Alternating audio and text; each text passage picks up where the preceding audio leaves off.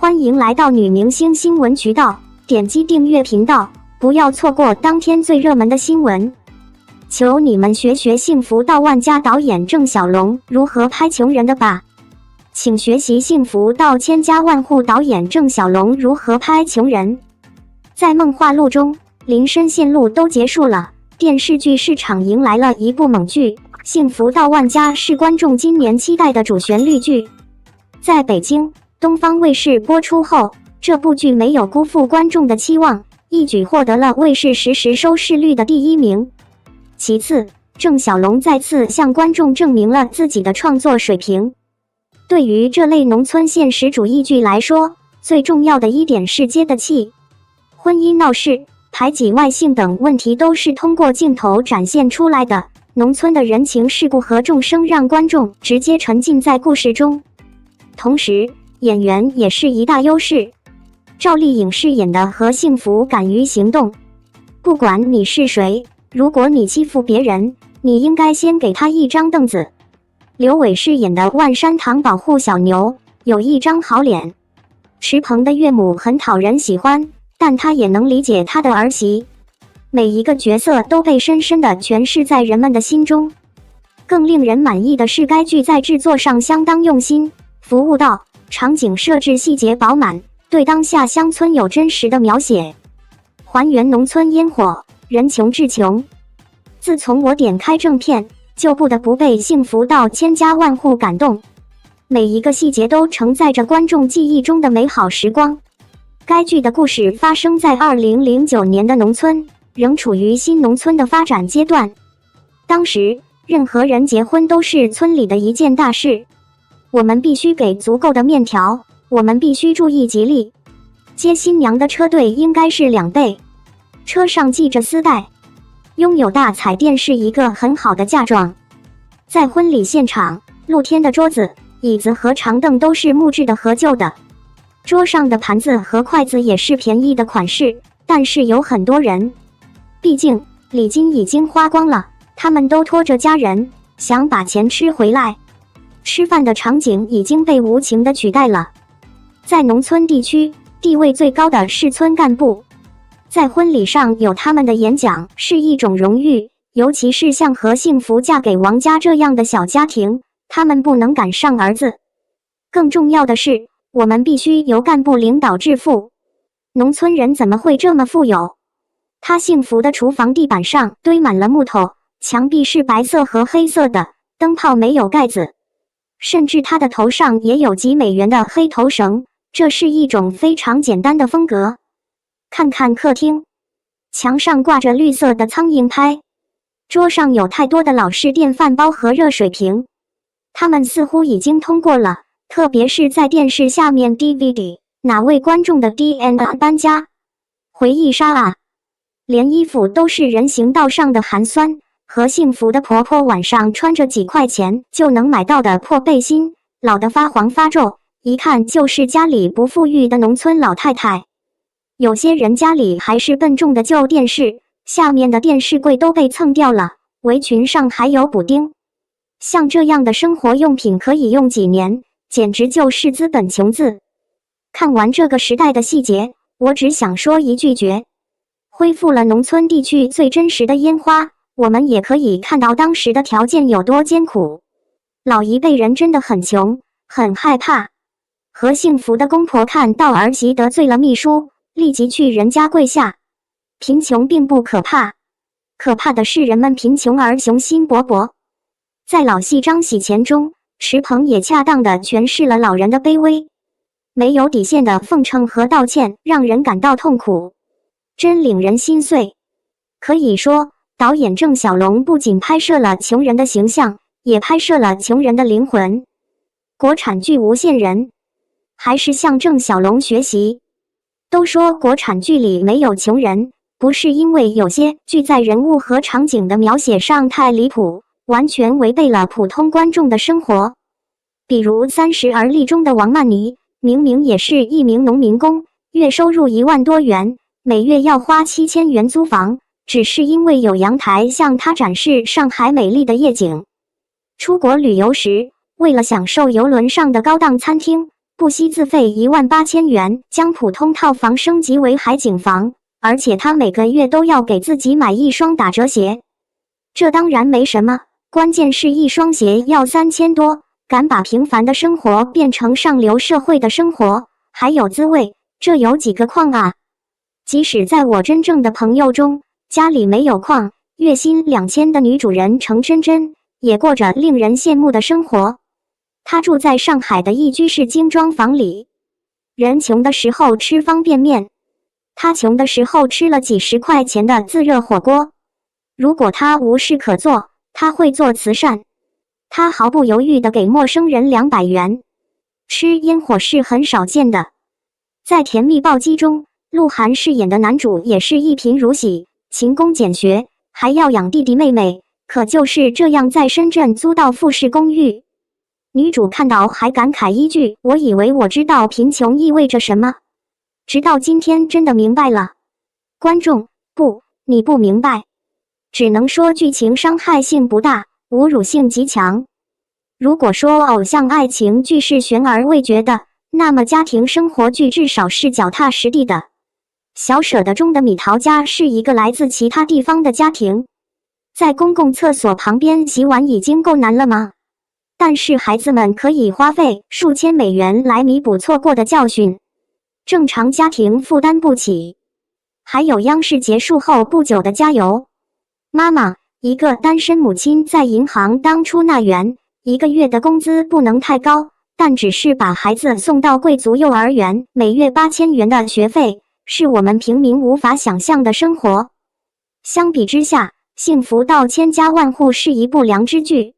无论是制作还是人性，生活的反应都能直接打动观众的心。从收视率和口碑可以看出观众的满意度。你被细节感动了吗？导演郑晓龙依然不敢用流量明星，但赵丽颖不是。2022上海电视节有一个创举，首次将重点视频网站首播电视剧纳入白玉兰奖。这对于网剧而言是一大进步，可是第26届上海电视节评委会主席郑晓龙却泼了盆冷水。他在专访环节对记者直言，现在的网剧并不是他心中真正的网剧。郑晓龙曾执导《甄嬛传》《芈月传》等作品，4度获得上海电视节白玉兰奖最佳导演的提名，其中在2008年、2012年分别凭《金婚》《甄嬛传》捧得上海电视节白玉兰奖最佳导演的奖杯。谈起心目中的网剧，郑晓龙情绪有些兴奋，他表示理想中的超级网剧是大制作，互动性强，可以根据观众需要迅速制作且多线头多角度表现的新剧种样式。但遗憾的是，现在真正的网剧还没有出现。现在大家常看的网剧和电视剧没有太大差异，只是播出平台不同，并没有因为网络技术而带来生产、观看方式的改变。